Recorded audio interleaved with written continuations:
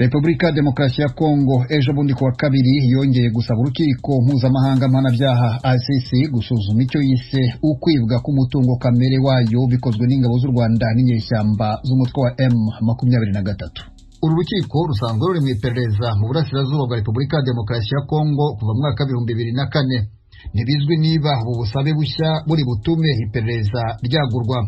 Minisitiri w'ubutabera muri Kongo abinyujije mu itangazo yavuze ko guverinoma ya Kongo ihangayikishijwe cyane n'ibibazo abatuye mu duce tuvugwamo iki kibazo bakomeje kugira.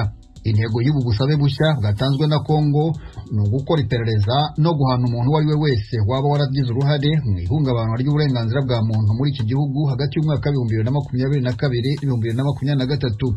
Mu kwezi kwa gatatu umwaka ushize umutwe w'inyeshyamba za M23 wagabye ibitero bundi bushya wigarurira imijyi n'ibyaro bimwe na bimwe mu ntara Kivu ya ruguru.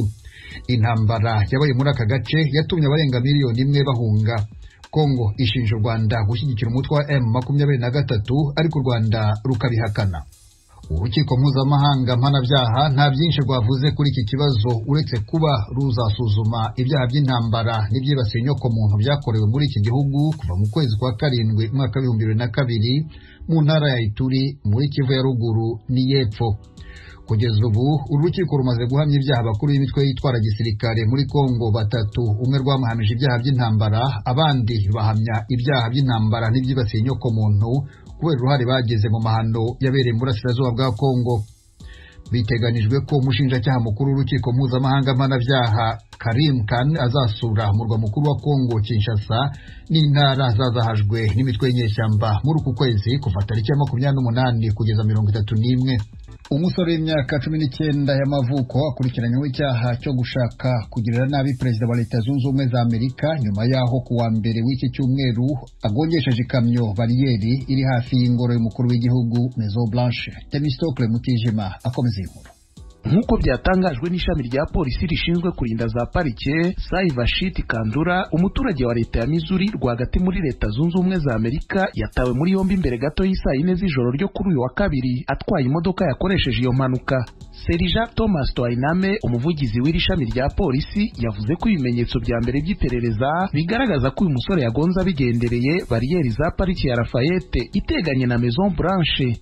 Iyi mpanuka yabereye ku gice cya ruguru cya pariki ya Lafayette Square mu metero zibarirwa mu ijana uvuye ku ngoro ya perezida wa Amerika hafi ya hoteli nyinshi zikomeye. Urwego rw'ubutasi rushinzwe umutekano w'abayobozi bakuru rwatangaje ko nta muntu wakomeretse. Nk'uko bigaragara muri video y'ibyabaye, mu isaka ry'iyi kamyo hatahuwe ibendera rinini ry'ishyaka ry'abanazi rya Hitler. Uyu musore akurikiranweho ibyaha birimo ubushotoranyi, gutwara mu buryo bwateza akaga, gushaka kwica, gushimuta cyangwa se gukomeretsa perezida, visi presidente cyangwa umwe mu bo mu muryango we, gusenya no kuvogera umutungo wa leta. Konti yo ku rubuga nkoranyambaga rwa LinkedIn yafunguwe mu mazina y'uyu musore igaragaza ko arimo gushaka akazi mu bijyanye no gusesengura amakuru. Kuri paji ye bigaragara ko nyiri konti nta burambe na buke afite muri ako kazi.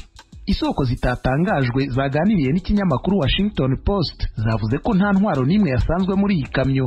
Nk'uko bitangazwa n'ishami rya televiziyo ya Fox rikoreraho, abakiriya ba hoteli ziri muri aka gace bagaragaje ko bahawe amabwiriza yo kwimuka nyuma y'aho ibyo bibereye.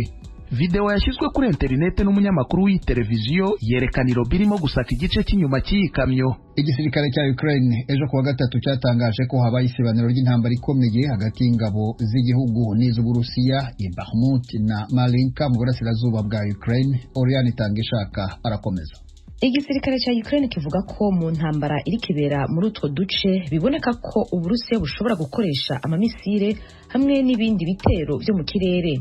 Mu byegeranyo batanga buri munsi, abajenerali ba Ukraine bamenyesheje ko mu munsi umwe uheze honyene Uburusiya bwagize ibitero 41 byo mu kirere kandi ko byakomerekeje abanyagihugu, inyubakwa zabo hamwe n'izindi za leta.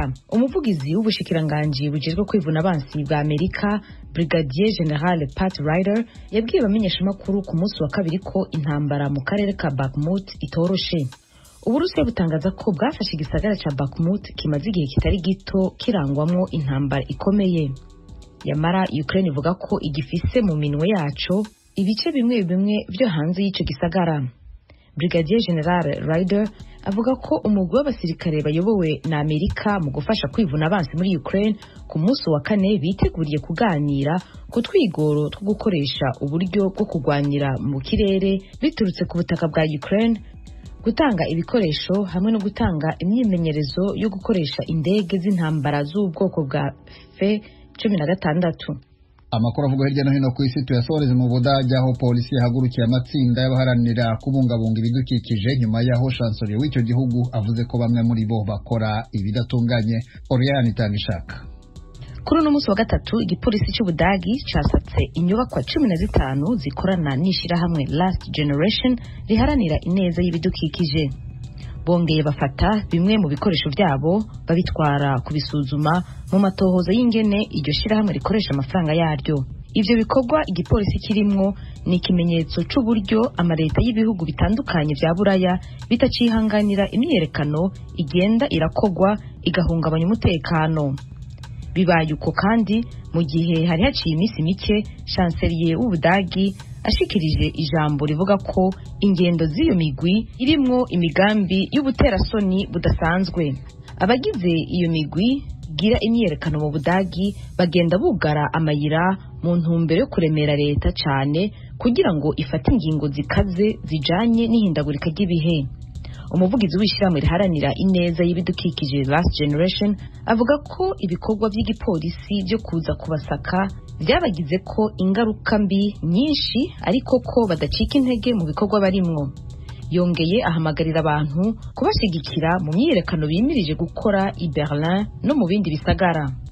Mukomeje kumva Radio Ijwi rya Amerika ivugira Washington DC mu Kinyarwanda no mu Kirundi, mudusange no kuri wayishatu radio yacu voa.com. mukurikire aya makuru uko turimo tuyabagezaho kuri Facebook na Twitter, mudusange kuri VOA radio yacu. Mukanya tuje mu makuru avugwa mu karere k'ibiyaga bigari byo amakuru yo mu karere k'ibiyaga bigari cyohere mu Rwanda w'inkongi y'umuriro yongeye kwibasira igice kimwe cy'ahitwa Gakinjiro ka Gisozi, igice kibarizwamo.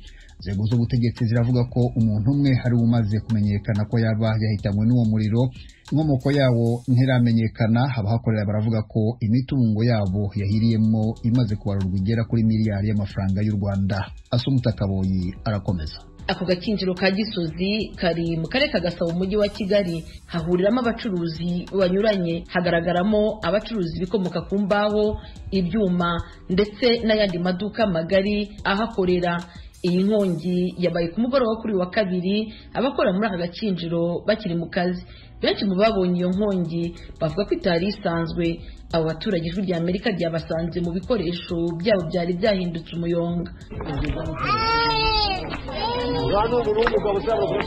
Iyi nkongi yaje iteye ubwoba, hamwe handi abantu banahahamutse kuko ntabwo byari bisanzwe. Tubona umuriro urengeje ukwemera, ni ukuvuga ngo jyewe nta kintu na kimwe nabashije kuramura, ariko umuntu yaguyemo, yari yinjiye mu nzu agiye kuzana ponseze. Byazamutse bizamukira hariya mu mbuto nshya, mu isoko ry'imbuto nshya. Gusa turashimira n'ibyarokotse yuko habonetse ubutabazi bwihuse. Uyu muriro wototoye inzu z'abaturage zegereye aho babariza. Ubuyobozi bw'umujyi wa Kigali bwahise busaba abaturage kwimuka. Abari baturanye n'ako Gakinjiro kahiye basabwe kwimuka ngo bakize ubuzima bwabo. Abavuganye n'Ijwi rya Amerika bumvikanisha ko bumijwe no kuba barakize ikiza cy'amazi bakaba bugarijwe n'icy'umuriro. Ikibazo cy'amanegeka ndabona kibaye amanegeka. Umuriro kwimura abantu bibaye ngombwa yuko n'umuriro ugiye kujya wimura n'abantu, kandi koko urabona ni ikibazo. Urabona se ahantu hose hahiye hakungutse amabati, urabona ko yose yashize. Njye nabwiraga uyu nguyu ni ubwa mbere mbibonye amabati ko yashya gutya akarangira. Rega ntabwo uko tuba tutabyumva, ahubwo nuko tuba tudafite icyerekezo cy'aho tujya. Ubu tuvugana ni wambwira ngo nimuke yenda ku isambu narahagurishije kugira ngo ngure aha hantu, ariko kugira ngo nzongere mfatishe ubuzima bwo gukodesha n'urugero nk'ubu ngubu ni ikibazo, kugira ngo nzongere gushyikira inzu. Kubera ko urareba Agakinjiro ubwako kahiye, n'inzu z'abaturage harimo izafashwe. Urumva dore nk'iriya nzu ureba ni iy'abaturage. Kugeza ubu ibyangijwe n'uwo muriro ntibiramenyekana neza, gusa umuyobozi w'abakora muri ako gace kahiye kandi Twagirayezu Gilbert yabwiye Ijwi rya Amerika ko ari igihombo kitagira ingano. Na n'ubu biracyabarurwa ngo tubone statistique neza, nta mibare exact turabasha gukusanya yose. Bitewe n'ibyari bihari, murabona hagiye bingana iki? Ashobora kuza kugera kuri miliyari y'amanyarwanda. Aya nta masiranse yari ahari. Nta n'umwe wari uyifite? iki gice turacyakusanya amakuru turebe n'amasosiyete y'amasiranse yarabashije kuza, turacyagerageza ariko kugeza ubu nta n'umwe ndabona wabashije kumbwira ko asiranse ihari, uretse ko imibare y'abo bantu turi kuba zitararangira. Uyu muriro wafashe inzu nke z'abaturage bari batuye mu kimeze nk'akajagari. Ubuyobozi bw'umujyi wa Kigali burangajwe imbere na Meya Prudence Rubingisa babaye abambere mu gutabara. Hari imiryango yari ituye hafi aho twagerageje kwimura kugira ngo dukumire, ariko ntabwo umuriro wabagezeho, byari kugira gusa ngo be kuhegera. Tukaba tugiye kureba uko tubacumbikira n'imiryango 12. Hari aho wabonaga ko bagiye begera inzira zo gucishamo imodoka, ariko natwe twasanze hari undi mukoro tugomba gukoraho kugira ngo izi nzira zongerwe, hanyuma ari inzira z'amazi ariko n'inzira z'imodoka. Ikindi ni ukugira ngo n'abahakorera ibicuruzwa babe bafite n'ubwishingizi kugira ngo habaye n'ikibazo be gutakaza imitungo yabo. Si ubwa mbere agakinjiro ka Gisozi gahiye. Mu ntangiriro z'uyu mwaka mu kwezi kwa kabiri hari ikindi gice cyako cyari cyahiye. Abaturage benshi bahakorera bahuriza ku muriro ko ariyo ntandaro yo gushya kuko gakinjiro, bavuga ko hari insinga nyinshi z'amashanyarazi zigenda zinyurangatanamo kandi hakaba hacomekwa ibintu byinshi. Gusa ibi nta rwego rubifitiye ububasha rurabyemeza. Asumta Kaboyi, Ijwi ry'Amerika, i Kigali. Mu Rwanda kandi abadepite bagize komisiyo y'ubutaka, ubuhinzi, ubworozi n'ibidukikije barasaba leta korohereza abashoramari bashaka kubaka inzu ziciriritse hirya no hino mu gihugu. Barasanga ari ngombwa ko ikuraho ibyo bita amananiza ku bashoramari bashaka gushora imari mu myubakire. Eric Bagirubusa. Ku isonga ry'ayo mananiza leta y'u Rwanda ishyira ku bashoramari bashaka kubaka inzu ziciriritse ni ibiciro by'ubutaka bihenze cyane mu mujyi wa Kigali. Ibyo abadepite babigaragarije Minisitiri w'ibikorwa remezo Bwana Ernest Nsanzimana. Hari ubutaka butari buke leta yaguze kuri ubu ivuga ko yiteguye kubuha abashoramari muri iyi gahunda yo kubona inzu ziciriritse ku baturarwanda. Uyu ni Depite Clarisse Imaniriho, umwe mu bagize komisiyo y'ubutaka, ubuhinzi, ubworozi n'ibidukikije, ubwo bagezwagaho iby'inyigo yo kubonera abantu inzu ziciriritse. Ndagira ngo nyakubahwa Minisitiri muduhurize icyo cya Land Bank muvuga nka leta yaguze ubu butaka n'icyuko butabyazwa umusaruro n'icyuko abashoramari babukeneye, kuko baratubwiye bati buratugenze turabukeneye mu buryo twavuga ko ari nacyo kibazo kidukomereye gituma wenda bagenzi bacu bacika intege. Kuri iyi ngingo Minisitiri w'ibikorwa remezo yasubije ko uko iterambere ry'imijyi rirushaho gukataza, ubutaka nabwo burushaho gutumbagira mu biciro hirya no hino ku isi. Ku butabyazwa umusaruro mu Rwanda, yabwiye abadepite ko iyi nyigo nirangira bushobora kuzegurirwa abashoramari. Ngira ngo ubwo iyo nyigo nayo nirangira hari ubutaka bumwe leta ifite ishobora no kwemera igatanga, kuko byaratangiye none bikaba byajyana n'iyo gahunda, cyangwa se n'umushoramari. Nanone hari aho abitewe n'inyungu z'igihugu nuko ushaka ko ibintu byihuta, umuntu ntashobora kuza kukubwira ati ndashaka kubaka inzu 10, twagiye tubigarukaho ngo umuhe kuri ubu butaka, kandi uzi neza wenda ko hari undi muntu ushobora kuza kubaka inzu 200,000. Ikindi cyumvikana nk'igishobora gutera abashoramari cyane b'Abanyarwanda guseta ibirenge muri iyi gahunda ni imisoro ihanitse bishyuzwa ku bikoresho byo kubaka bituruka hanze. Abadepite bakavuga ko umushoramari ushobora guhabwa inyunganizi cyangwa kugabanyirizwa imisoro ari ugaragaza byibura ko umushinga we uhagaze ku gaciro ka miliyoni 10 z'amadolari, ni ukuvuga saga miliyari 10 z'amafaranga y'amanyarwanda. Depite Jean Pierre Hindura asanga ingingo ari agateranzamba. Abanyarwanda bafite batunze miliyari 10 bangahe cyangwa bayafata bakamugera ukazayishyura bangahe? Uburingi n'ubundi no kugira abantu mu kizira kitanahaza ntabwo ushimye bagize kuko umunsi w'ubushobozi dufite tuzabazamura mu gute abadevelopansi b'Abanyarwanda mu gihe cyo kondisiyo izo miliyoni 10 z'amadolari. Minisitiri Nsanzimana yizeje abagize komisiyo ko bazakiganiraho nabo bireba. Kuri RDB ku misoro no kugabanya muri rusange abari abantu abashoramari bagiye bari muri kategori, ngira ngo iki ngiki twakora ubuvugizi tukavugana na RDB tukareba yuko kategori zose wenda zishobora kugenda hari ibyo zigenda naho zibenefitingaho. Ku ntumwa za rubanda, Marie Claire w'Umuremyi na mugenzi we Marie Therese Murekatete nabo bakavuga ko kuba Abanyarwanda babasha kubaka izi nzu ziciriritse cyangwa kuzikodesha bizaba ingume. Ubufasha Abanyarwanda si benshi bazibonamo. Bavuze ko abahabwa ubutaka ari abagiye kubaka inzu zirenze 2,000. Nibaza murabona Abanyarwanda bazabishobora ari benshi. biragoye. Naje kureba aba bantu bashyira mu byiciro, ndavuga ndetse kubera iki iyi nzu igomba kuba miliyoni 10.